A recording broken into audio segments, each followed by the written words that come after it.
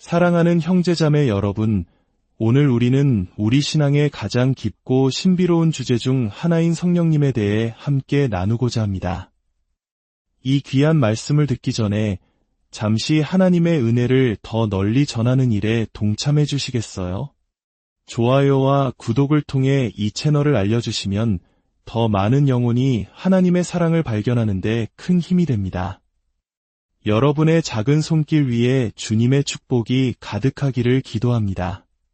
자, 이제 성령님에 대한 놀라운 여정을 시작하겠습니다. 성령님은 삼위일체 하나님 중 한 분이시지만 아마 우리 인간의 이성으로 온전히 이해하기 가장 어려운 분일지도 모릅니다. 우리가 사는 이 세상에는 인격적인 존재와 비인격적인 존재가 있습니다.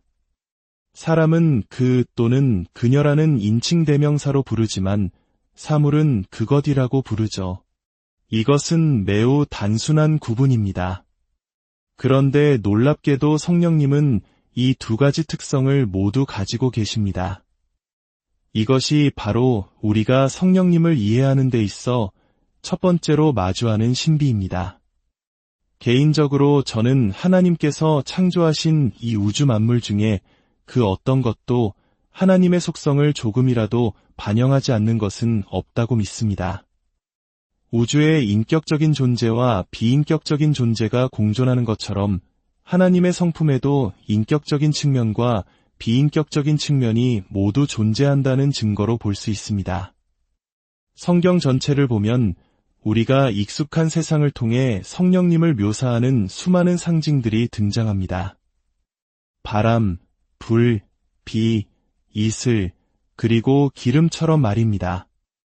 이 5가지 모두 우리는 인격이라고 부르지 않습니다. 그것이라고 표현하죠. 이 표현들은 성령님에 대한 진리의 한 부분을 정확하게 나타내지만 전부는 아닙니다. 특히 신약시대로 넘어오면서 성경은 성령님을 그분이라는 인격적인 대명사로 강조하며 성령님께서 명확한 인격체이심을 우리에게 알려줍니다. 어떤 사람들은 성령님을 비인격적인 그것으로만 이해하려 하고 또 어떤 사람들은 인격적인 그분으로만 이해하려 합니다. 우리는 종종 우리의 작은 생각의 틀 안에 하나님을 가두려고 합니다. 하나님, 그분이든지 그것이든지 하나만 선택하세요 라고 말하고 싶어 하죠. 하지만 하나님은 말씀하십니다. 아니다, 둘 다이다. 너의 생각의 틀을 넓혀라. 내가 너의 한계에 맞춰 나 자신을 축소하지는 않을 것이다. 오늘 우리는 시편 139편을 통해 성령님에 대한 이해의 문을 열어보려 합니다. 이 시는 다윗의 입을 통해 선포된 위대한 고백이며 신학자들이 어려운 용어로 설명하는 하나님의 두 가지 속성, 즉 편재성과 전지성을 노래합니다. 편재성이란 하나님께서 우주 어디에나 계신다는 의미입니다.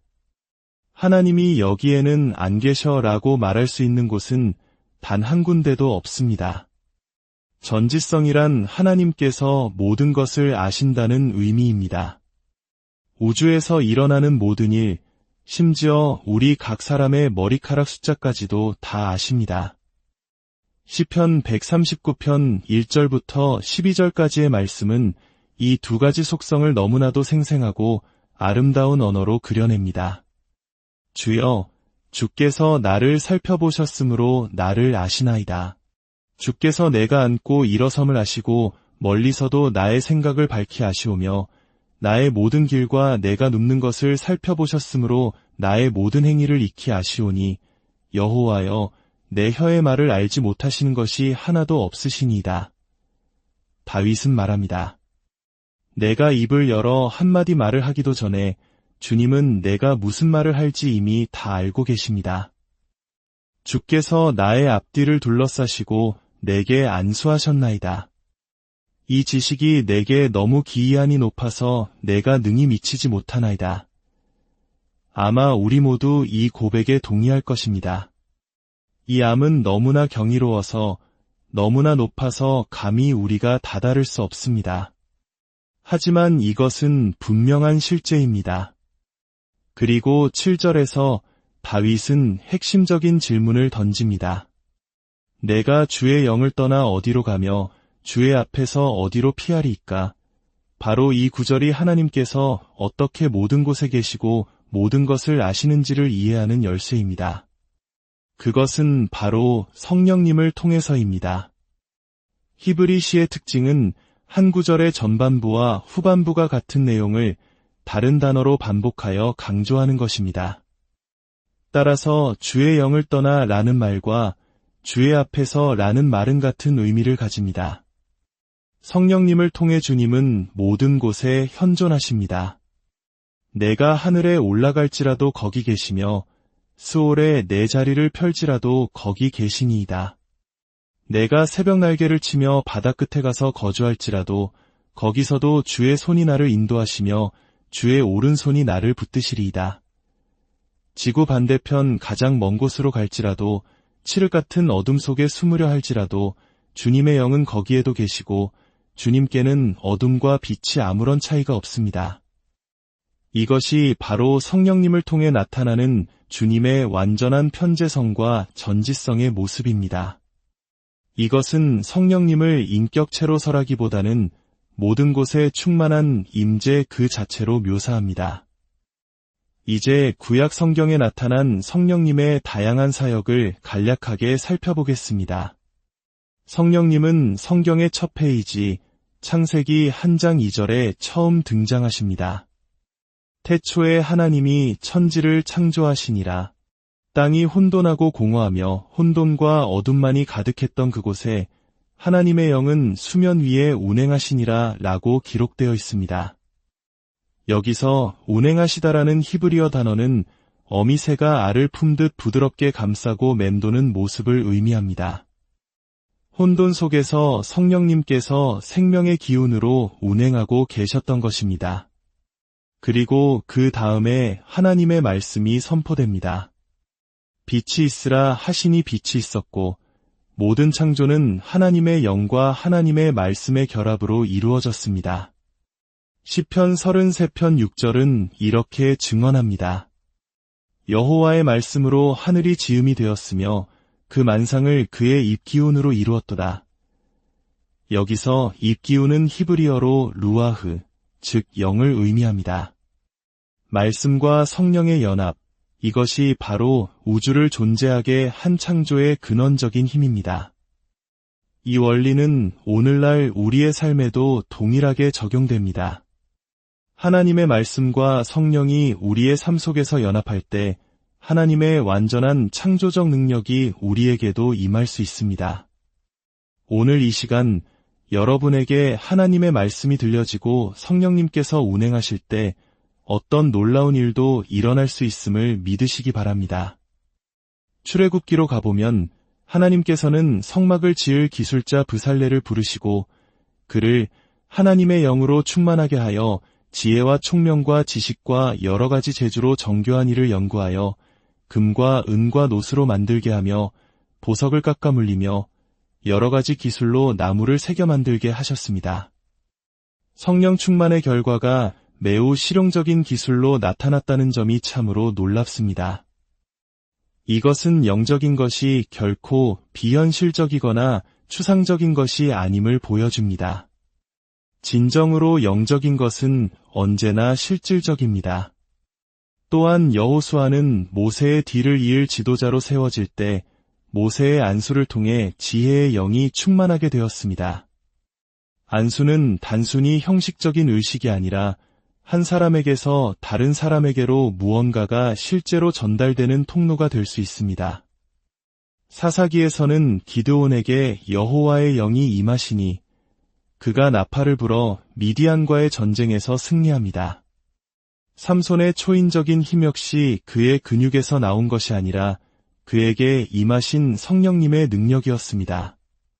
다윗은 그가 지은 아름다운 시편들이 자신의 문학적 재능에서 나온 것이 아니라 여호와의 영이 나를 통하여 말씀하시며 그의 말씀이 내 혀에 있도다 라고 고백했습니다.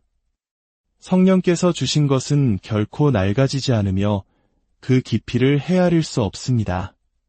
수십 년을 읽어도 늘 새롭고 놀라운 이유가 바로 여기에 있습니다. 끔찍한 죄를 지었던 다윗이 회개하며 드린 기도는 우리 모두의 기도가 되어야 합니다. 나를 주 앞에서 쫓아내지 마시며 주의 성령을 내게서 거두지 마소서. 다윗은 자신의 삶에서 성령님의 임재를 잃는 것이 가장 큰 비극임을 알았습니다. 인생의 가장 큰 비극은 하나님의 임재를 잃어버리고도 그것을 깨닫지 못하는 것입니다.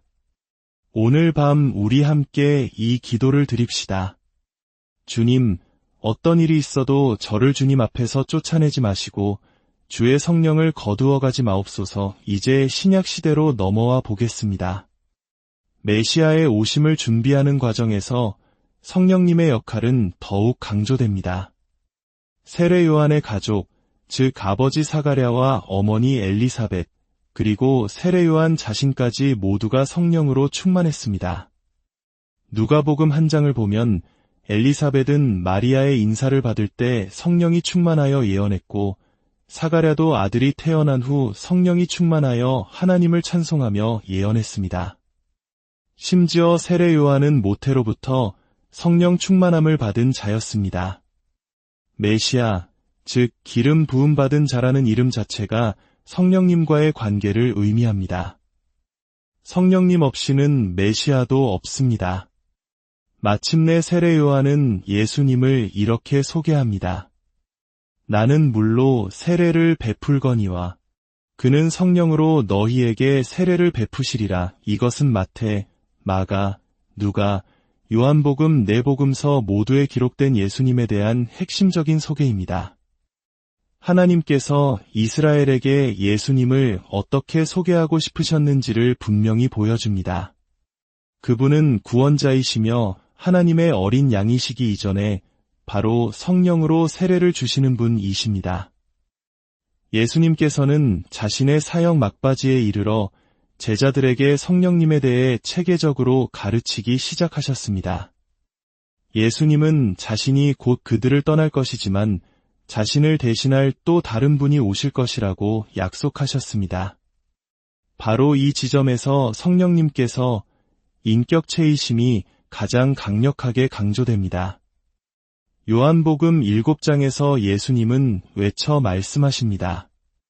누구든지 목마르거든 내게로 와서 마시라.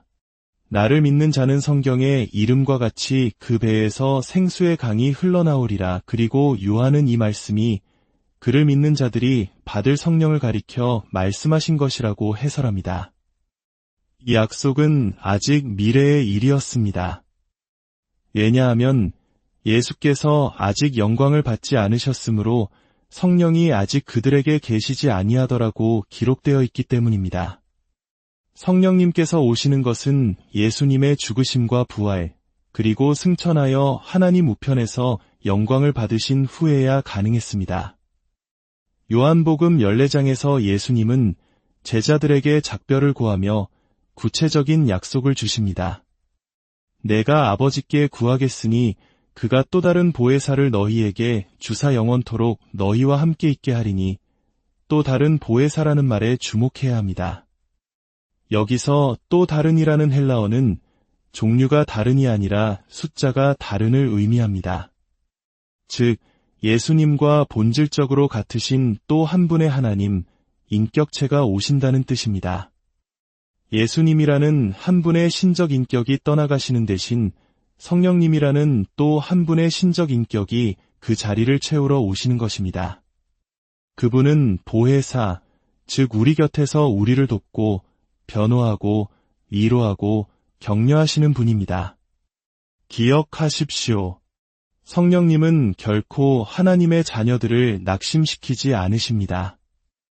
여러분을 낙담하게 만드는 어떤 영향력도 성령님으로부터 온 것이 아닙니다. 죄를 지으면 명확하게 책망하시고 돌이킬 길을 알려주시지만 결코 우리 존재 자체를 꺾어 낙심하게 만들지는 않으십니다. 그분은 위로자이시지 낙심시키는 분이 아니십니다. 또한 그분은 영원토록 우리와 함께 하십니다. 예수님은 인격적으로 제자들과 3년 반 동안만 함께 계셨습니다. 하지만 이제 오시는 성령님은 결코 우리를 떠나지 않으시고 영원히 머무실 것입니다. 성령님이 오시면 우리는 더 이상 고아와 같이 버려두지 않으실 것입니다. 예수님은 이어서 말씀하십니다. 보혜사 곧 아버지께서 내 이름으로 보내실 성령 그가 너희에게 모든 것을 가르치고 내가 너희에게 말한 모든 것을 생각나게 하리라. 성령님은 우리의 위대한 선생님이십니다. 예수님께서 미처 다 가르치지 못하신 것들을 가르쳐 주시고 우리가 잊어버렸던 예수님의 말씀을 다시 기억나게 하십니다. 신약 성경의 기록이 인간 기억의 오류에 의존하지 않고 정확할 수 있었던 이유가 바로 여기에 있습니다. 성령님께서 제자들의 기억을 온전하게 하시고 그 말씀의 의미를 깨닫게 해주셨기 때문입니다. 사랑하는 여러분, 성령님은 추상적인 힘이나 에너지가 아닙니다. 그분은 창조의 시작부터 우리와 함께 하셨고 구약의 위대한 인물들을 통해 일하셨으며 마침내 예수 그리스도를 통해 우리에게 오신 인격적인 하나님이십니다. 그분은 우리의 보혜사이시며 선생님이시고 영원한 위로자이십니다. 오늘 이 시간 우리 각자의 마음을 열어 성령님을 환영합시다. 그분의 임재 안에서 참된 위로와 지혜를 얻고 그분의 능력으로 세상을 이기는 삶을 살아가기를 간절히 소망합니다. 사랑의 하나님 아버지, 이 말씀을 듣는 모든 심령 위에 성령님으로 충만하게 채워주시옵소서. 우리를 고아와 같이 버려두지 않으시고 보혜사 성령님을 보내주시니 감사합니다. 날마다 성령님과 동행하며 주님의 뜻을 이루는 복된 삶을 살게 하여 주시옵소서. 예수 그리스도의 이름으로 기도드립니다.